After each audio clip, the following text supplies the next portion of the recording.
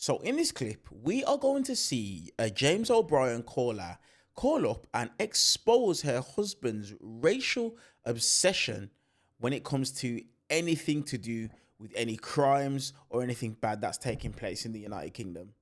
Now, let's watch the clip in full together, and I'm going to give you guys my thoughts towards the end. So relevant to me, I have spent the whole weekend arguing with my husband, who will tell you he is so not racist. Right. He is just not racist. He doesn't care. He lives in his country. Yeah. But as long as they're not foreign, they're not black, and they haven't come over on a boat, basically. Okay. And when this incident happened, I got caught. Oh, you never guess what's happened now, from downstairs. And I was like, what? Oh, yeah, they've done it again. Yeah, they've attacked all, people on the train. And I said, how do you know? Well, of course it is. Wow. And of course, then the report came out. Did he want it to be? Did he? Yeah, of course he did. Absolutely. Right. The grin on his face, it was like, told you so. Because we have these arguments all the time. Right. So every time something happens, immediately, that's who it is. And when it's a white bloke? And when it's a white bloke? Ah, well, this is the thing. So then he calls up the stairs, right. and I said to him, actually, I'm just listening to on the news. It was an Englishman born and bred. And he went quiet for a minute. Yeah. And then he went, was he white? Oh. And I thought, and I was so cross because I wanted to say, yeah. I really wanted to say, yeah, but I couldn't. So I said, no, it was that. Well, there you go. There you go. Told you. Yep. Wow. There you go. So now, I don't know, Jude Bellingham is on the hook for it. Every black man in Britain, every black man in the England team is part of the problem. If you ask him, he's not, I'm not racist, but we've got to stop these people coming in. And when I go to work, because I'm caring the community, so I come home sometimes quite late at night, and I live in a terrace street, so sometimes there's no parking, so I have to park further away. And he'll ring me and he'll go, how far away are you? Well, I'm going to come walk round. Yeah. Why? Oh, it's dark, and there's those people. Those people are out there. Yep. Well, when did it start? Okay, when did it start? I think it got really, really this bad. I think when, and I can't talk about politicians because I don't know a great deal, but I think when you know as much as they do. You know as much as they do. Oh, really? Well, yeah, I think when Nigel Farage started, all this campaigning and turning up locally, because we live in Ramsgate, so that's quite close to, Dover and all that. And he's like, have you seen this? Have you seen this? Oh, this is it. They're all here. Oh, I went up to the shops the other day, couldn't see a white face. And they're all hanging about on street corners. Who are? Who are? And it's just... I'd say we had the biggest row all weekend. He thinks I'm just pathetic and I'm woke and I'm this, that and the other, and I won't be happy till we're taken over. Where does he get is he online a lot? Yeah, oh God, all the time. Oh. He sends me skip it. I've sent you a little video. Have you? That'd be nice. And I open it up and it's do you know what I mean? It's that kind of thing. But it's so honestly, it's endemic here. My neighbours. We have a neighbour who moved in further down the road who's not of English or, I'm not going to say anything. But now, got to watch out for these people. Yep. Before you know it, all my neighbours will be black, foreign, coming in off the boat. I'm sorry. It's awful all for of you. Them. A tiny little bit. Horrific. A tiny little bit of me feels sorry for him, if you understand what I mean by that, because I'm sure he didn't used to be like this, and his life is now defined by sort of fear and anger and hatred, albeit that the thing I'm going to take away from your call was the grin on his face when he thought it was a terror attack. Oh, yeah, definitely, because it would just justify everything that we row about. It would have just given him that little cherry on top of the cake to go, told you so. Listen, that's tough. It's a sad world. It is a sad world, and it's a sad old house, that, Kate, that you described. Karen's been in touch. So, that call as a British black male, that call doesn't surprise me. It doesn't surprise me in any way, shape or form.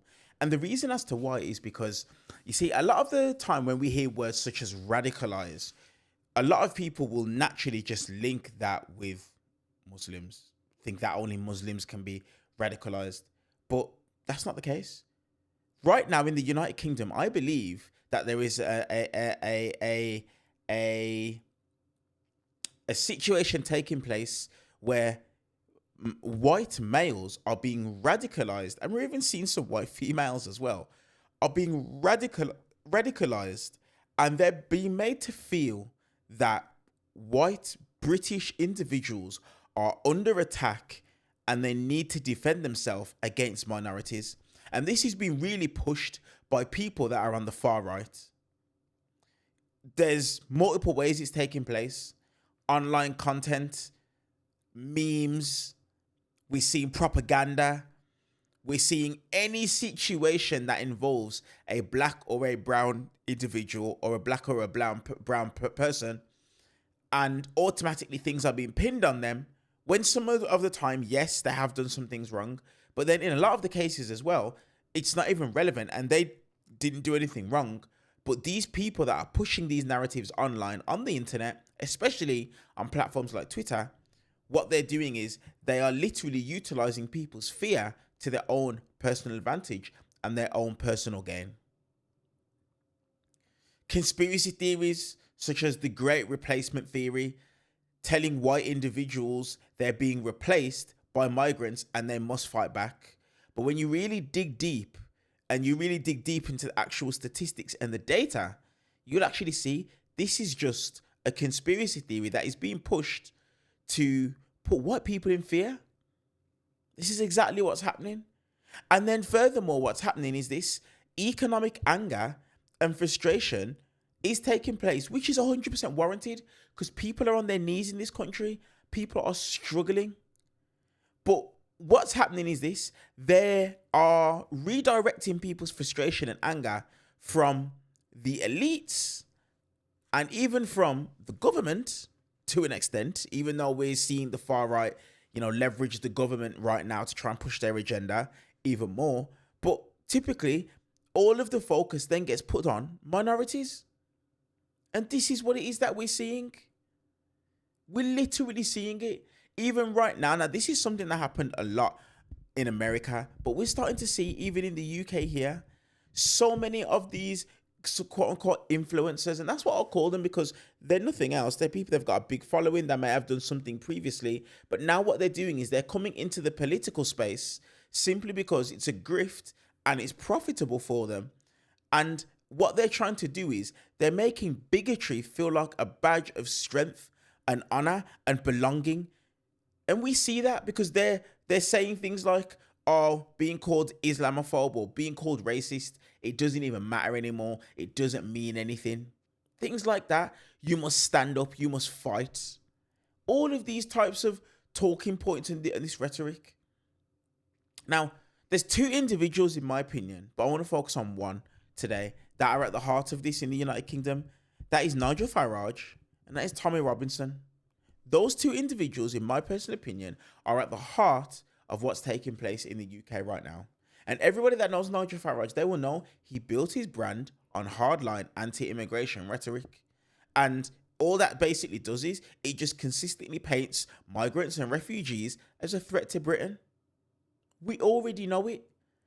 And what he's doing is he's leveraging that fear and putting it into people, even so much to the point, I was watching a video the other day and a lady said that Nigel Farage is just like us, he's a man of the people, because he was standing in the pub with a pint and smoking a cigarette, even though he knows he's not meant to smoke a cigarette inside. Little does that lady know, or is she educated enough to know, that Nigel Farage is a multimillionaire. Richard Tice, multimillionaire, whose partner or wife, I believe, lives in Dubai. These are the people that they're supporting. Little do these people know, if they were to actually dig deeper and actually really take a look, they'd understand that the policies that Nigel Farage actually has, if Reform get into power, are going to hurt the majority of the people that are voting for him. What does that remind you of? That reminds me of Donald Trump, with what he's done in America. We're going to make America great again. We're going to sort out affordability. Right now, things are higher than what there was a year ago. This is what's taking place, and this is what is radicalizing men like this individual, like this individual's husband, sorry. He's being radicalized, And unfortunately for him, he's being radicalized based off propaganda and things that aren't even true. And that meme comes to mind. That meme where he says, be careful, he's trying to take your cookies, while the rich, wealthy man is sitting on a pile of cookies. Mental stuff. Let me know what your thoughts are on this clip down in the comment section below. While you guys are down there, do me a massive favor and hit the thumbs up button purely for the YouTube algorithm. And also hit that subscribe button as well. And help us in our push to the 80,000 subscriber mark. I appreciate all of your guys' help and support getting us to 75,000 subscribers. But I will see you guys in the next clip. See you later, guys.